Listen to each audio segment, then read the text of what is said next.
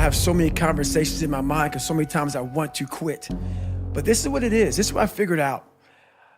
I was so afraid of myself that I had to figure out I became a master of my mind. When you're afraid of something, you have to master it. That's how you start to overcome it. So what I realized, when I get to that point where I want to quit, this is what happens. The mind tells you, let's go home. Let's take a warm shower. Let's get some food. This is not right. This is that. If you cannot answer the questions at that moment, because your mind's gonna start giving you all these questions. And if you can't answer them, you're going to quit. What I realized when I was going through 100-mile race, 200-mile races, pull-up records, my mind would come creeping in.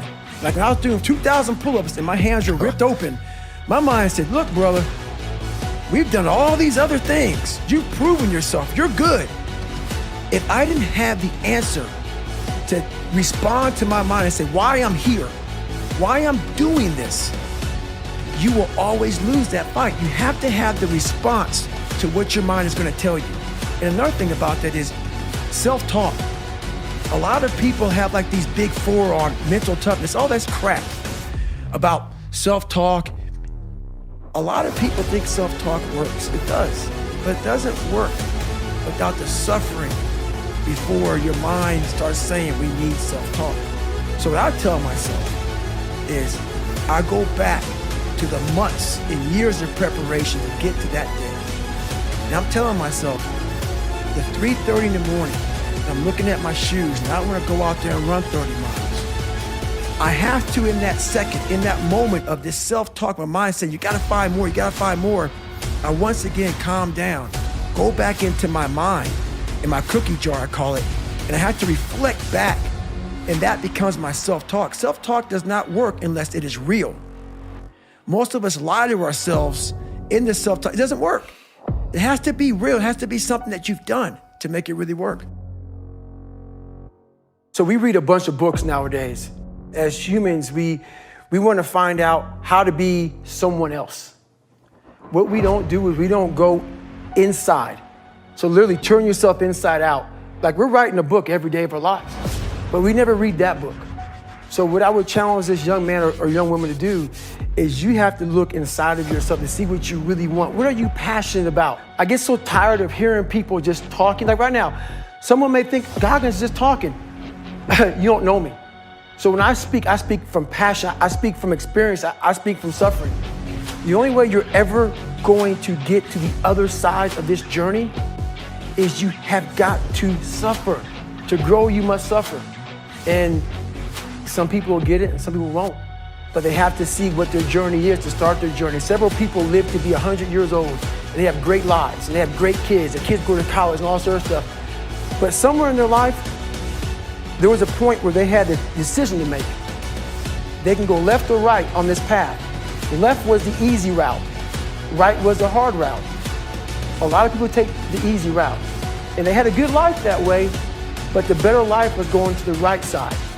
And you may have 20 years of pain and suffering to get past it, but a lot of us die never truly starting our journey. And I would tell this young person, you gotta start your journey. It may suck, but it will come out the other side where you're coasting. The cookie jar is something that I've made up of all the failures of my life, all the things that I failed and I went back. I failed and I went back and I finally succeeded. All the things that kicked my ass. I put them all in the cookie jar because at times of hell, even the hardest men, in times of suffering, what we do is we forget how hard we really are. Because that's what suffering is. Suffering is a test. That's all it is. Suffering is the true test of life. And so that cookie jar travels in my brain. So whenever I get put in a situation where I have poopy pants, the woe is me mentality of, oh my God, life sucks. I take a second, I take the 1 second decision. I step out of my life for 1 second, go in the cookie jar, pull up, oh, you were in 3 hell weeks and finished 2. I put it back in the cookie jar and I remember who I really am. I'm not the scared kid. This is who I am. It's a reminder of who you truly are at the core of yourself. But what I was saying to myself the whole time on that track, this is what I say to myself. Self-talk and visualization are the two keys to my success. I believed for that last 19 miles, I was indestructible. Because I took myself in that chair, crapping up my back, peeing blood down my leg. I used all that for motivation versus negativity. I used it for motivation. I said to myself, who on this earth would still be going right now? You are. You gotta be the hardest on the planet. Is it true? I believed it.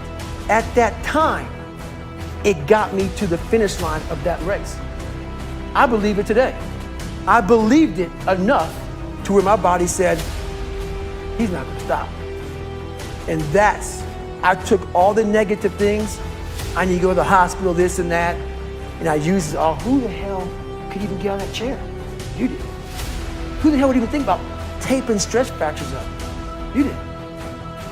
All those things I used.